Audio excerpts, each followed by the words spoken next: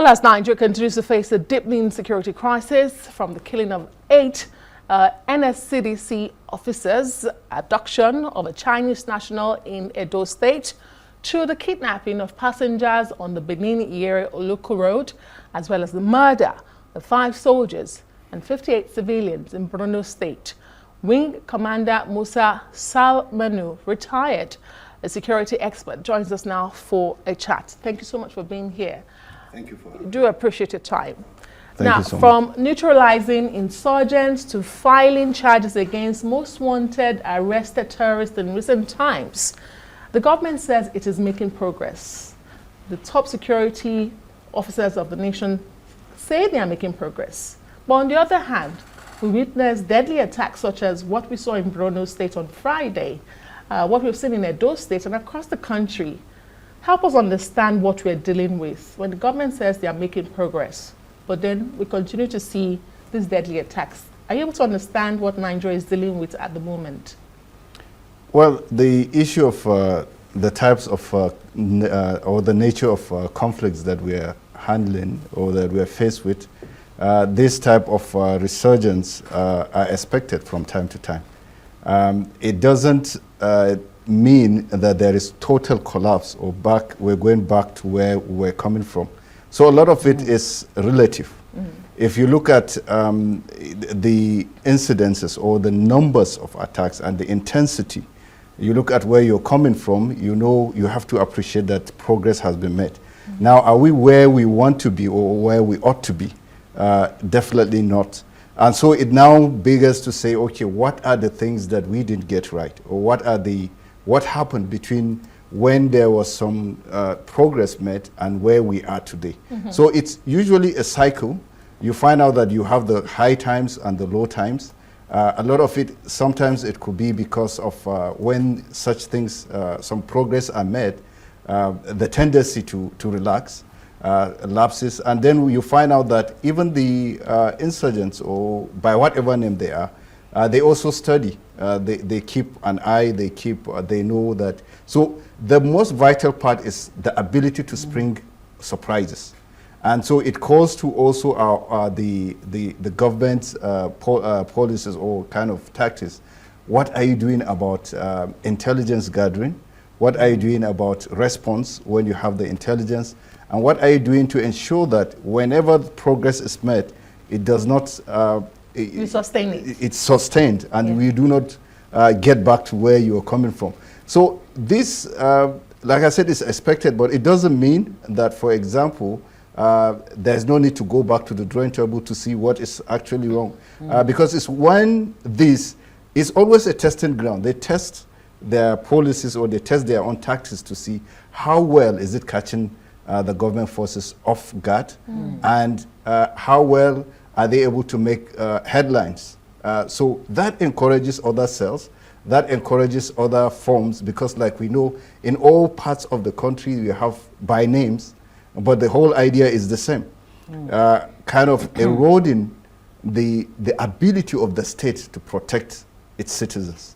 Well, from what you're describing, it does seem that these terrorists actually have a lot of intelligence, you know, that they sit down and strategize, you know, with precision and professionalism in a way that one wonders, really, can we really describe these people as illiterates, ragtag armies? Now, I mean, different people, you know, coming up with what government needs to do to address this sustainably. You heard the Northern group there say, look, there's a need for the government to overhaul the security architecture. We've heard this over and over again. We heard from Governor Zulum of Borno State. He's saying there's a need for forest guards. Forest guards, what we need right now to address, you know, this, because some would say if the military is not able to successfully push back on these terrorists, how much really can forest guards do? Well, I think a lot of times we want to talk of one aspect of, or the one part of the ecosystem without the other, or the architecture, the security architecture, and say that one particular part of it can solve this problem. No, right. It's like we said, it's a pyramid, or give it any form, but it rests on a lot of legs on that. So the forest guards, by whatever name they are, because this is like we know, in the past we used to have the the rangers by the National Park Service and so on.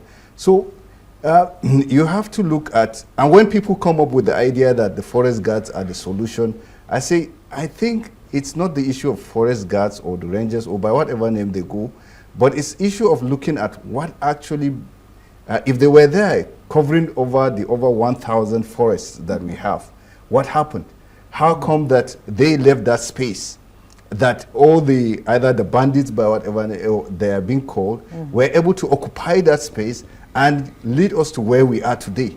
Now, if we go and if we say that these are the solution, you can't, truly they can't face what we have. These bandits have military grade weapons. Now the question is, are you going to arm these forest guards to that capacity, to that level? The answer likely is that no. So what you need is, one, the military leading the spearhead and saying, okay, because we have reached a stage whereby you need that level of force because of the intensity of violence that is there and their capacity. That's the either by whatever name, rebels, insurgents, or bandits that they are. But you need the follow-up. That's the people, when the military spearhead that, capture these areas, you need people to maintain, to be there. So we need numbers. If the military can provide that numbers, so you need other arrangements. You need maybe the police, you need the forest guards, you need the NSCDC and other, all sort of kind of whole of, in fact, let me call it the whole of community, coming to take part of that. And when the military clear, let's say it's at clearance operations, people that will now occupy that space so that they don't turn about and come back and work done is zero. In other words, I hear you say numbers. Do we have that numbers? President Tinubu has recently been reiterating the need for state police. He has told the governors it is time for state police. So I'm asking, how much of all of this we are seeing is about numbers? Is the military truly overstretched? And then intelligence and coordination, how about those factors? Apart from the numbers, I mean, how are we doing greatly on coordination and intelligence? There's a lot that needs to be done in terms of, so we need, the issue of numbers is very important because you can't ignore that. We have heard in other climes where counterinsurgencies, you heard of the surge, where numbers play a role. Now, numbers can be complemented by, or will always be complemented by technologies, because technology as a force multiplier, that ensures that where numbers could not get to, or it multiplies the capacity or the effectiveness of those numbers. So also the issue of technology, you can break it in so many components in terms of intelligence gathering, in terms of even neutralizing targets, but also in terms of even mobility. When you identify a target or you identify something, how are you able to get there? How fast do you respond to that threat and so on? So when you get the numbers, which are in our own case, you find out that the military is overstretched. I mean, this is something that we've been hearing over and over again. But so when you're faced with this situation where the military is deployed in virtually all the states of the Federation, conducting one operation or the other, then you have to, one, increase the number for the military.